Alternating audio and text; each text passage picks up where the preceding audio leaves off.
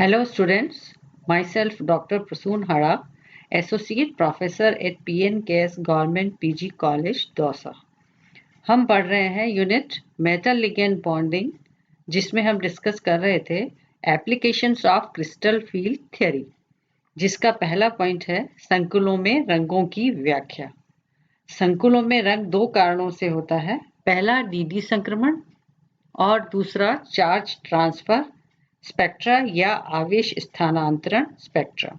DD संक्रमण में जब एक इलेक्ट्रॉन निम्न ऊर्जा स्तर T2G से उच्च ऊर्जा स्तर Eg कक्षक में उत्तेजित होता है तो वह प्रकाश के दृश्य क्षेत्र से ऊर्जा अवशोषित करता है और रंगीन दिखाई देता है। सभी संक्रमण तत्वों के संकुलों के जलीय विलयन रंगीन होते हैं। इसमें से हम एक का उदाहरण लेते हैं, जैसे कि हेक्सा टाइटेनियम 3+। टाइटेनियम 3+ संकुल यह दृश्य क्षेत्र के हरी लाइट को एब्जॉर्ब करता है और बैंगनी नजर आता है। क्यों नजर आता है? क्योंकि यह उसकी ट्रांसमिटेड लाइट है, यानी कि यह बैंगनी रंग की लाइट को ट्रांसमिट करता है। यह संकुल 5000 एंगस्ट्रॉम वेवलेंथ पर मैक्सिमम अवशोषण दर्शाता है, जिसका वेव नंबर 20,000 सेंटीमीटर -1 होता है। 5000 एंगस्ट्रॉम की तरंग दैर्ध्य का प्रकाश हरे रंग का होता है, जो संकुल द्वारा अवशोषित किया जाता है। अतः ट्रांसमिटेड लाइट बैंगनी होती है, जो कि संकुल का रंग होता है। टाइटेनियम 3+ H2O6 3+ संकुल में D1 सिस्टम या D1 निकाय होता है और इसमें इलेक्ट्रॉनिक ट्रांजिशन होता है T2G1 to Eg0। इसकी ऊर्जा की यदि हम गणना करें तो 20,000 into 2.85 into 10⁻³ = 57 किलो कैलोरी पर मोल आता है, क्योंकि 1 सेंटीमीटर -1 = 2.85 into 10⁻³ किलो कैलोरीज पर मोल। यह ऊर्जा T2G और Eg स्तरों के बीच ऊर्जा का अंतर, जो कि डेल्टा O के बराबर होता है, के बराबर होती है।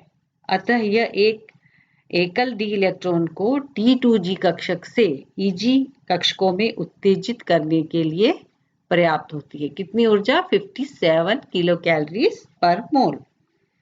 इस प्रकार का T2G से Eg ऊर्जा स्तरों में इलेक्ट्रॉन का संक्रमण को हम DD संक्रमण या लिगेंड फील्ड संक्रमण कहते हैं। अतः टाइटेनियम संकुल का रंग DD संक्रमण के कारण होता है। यहाँ पर टाइटेनियम संकुल के अवशोषण स्पेक्ट्रम को दर्शाया गया है, जिसमें 5000 एंगस्ट्रॉम पर मैक्सिमम अवशोषण दर्शाया गया है। इस तरफ ν- वेव नंबर है और इस तरफ मोलर एब्जॉर्प्शन दर्शाया गया है। टाइटेनियम के संकुल में इलेक्ट्रॉन का शिफ्ट T2G से Eg लेवल में दिखाया गया है। यह संक्रमण T2G, यहाँ पे देखिए, T2G1 Eg0 से T2G0 Eg1, और ये वाला जो संक्रमण है T2G1 से Eg1 वाला, यह संक्रमण संकुल को बैंगनी रंग प्रदान करता है। अब दूसरा जो पॉइंट है वो है चार्ज ट्रांसफर स्पेक्ट्रा, यानी कि अवशोषण आवेश स्थानांतरण स्पेक्ट्रा। साधारणतया D0 विन्यास वाले संकुल जो हैं वो कैसे होते हैं?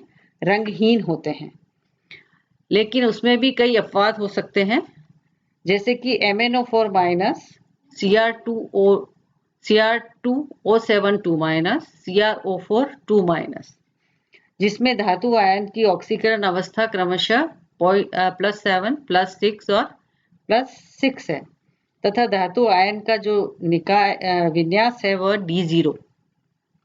फिर भी ये जो यौगिक हैं ये सब रंगीन होते हैं। इन ऋणायनों के रंग को आवेश स्थानांतरण स्पेक्ट्रा से समझाया जा सकता है। लिगेंड अणु के आणविक कक्षक से इलेक्ट्रॉनों का स्थानांतरण धातु के रिक्त आणविक कक्षकों में होता है। इस संक्रमण में भी इलेक्ट्रॉन जो है प्रकाश के दृश्य क्षेत्र से ऊर्जा का अवशोषण करते हैं, अतः यौगिक रंगीन दिखते हैं। डीडी संक्रमण की तुलना में आवेश स्थानांतरण संक्रमण से उत्पन्न रंग जो है वो अधिक गहरे होते हैं। क्यों गहरे होते हैं? क्योंकि तब लिगेंड से धातु आयन पर आवेश स्थानांतरण की संभावना उतनी ही अधिक होती है।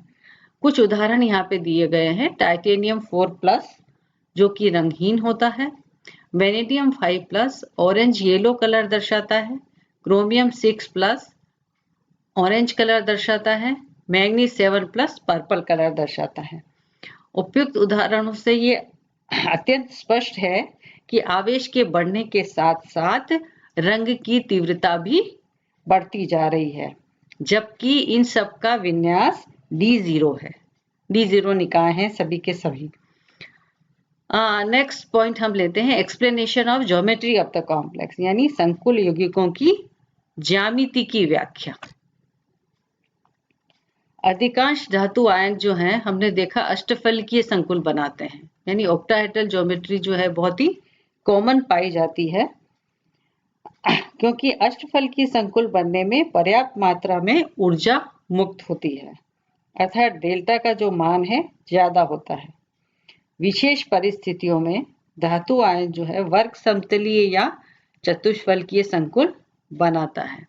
कब कब बनाता है? देखिए, चतुष्फलकीय संकुल तब बनाएगा जब ligand is weak field. Ligand कैसा होगा? दुर्बल क्षेत्र लिगेंड हो, धातु आयन कम ऑक्सीकरण अवस्था में हो तथा डेल्टा का मान 0 हो। D0, D5 और D10 इस अवस्था में डेल्टा का मान 0 है। D1 और D6 जिसके लिए डेल्टा का मान अष्टफलकीय और चतुष्फलकीय संकुलों में लगभग समान हो, तो चतुष्फलकीय संकुलों के बनने की संभावना रहती है। प्रबल क्षेत्र में D8 विन्यास वाले धातु आयन वर्ग समतलीय संकुल बनाते हैं, क्योंकि डेल्टा sp का मान यानी sp यानी स्क्वायर प्लेनर का मान बहुत ज्यादा होता है। D9 विन्यास वाले कई कॉपर 2 कॉम्प्लेक्स, D9 विन्यास जो कि कॉपर 2 कॉम्प्लेक्स में पाया जाता है, वो संकुल अष्टफलकीय के स्थान पर द्विसमलंबाक्ष या टेट्रागोनल आकृति वाले संकुल बनाते हैं।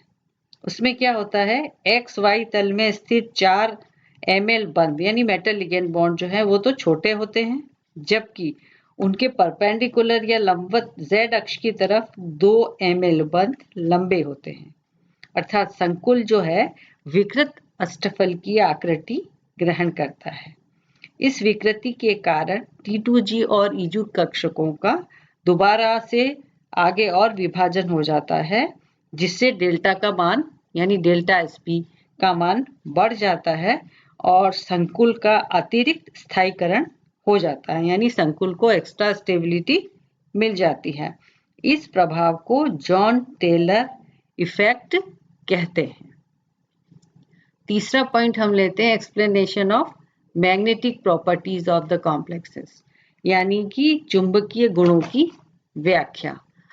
हम सब जानते हैं कि चुंबकीय प्रॉपर्टीज को एक्सप्लेन करने के लिए किसी भी सब्सटेंस की किस पर निर्भर करती है? Number of unpaired electrons.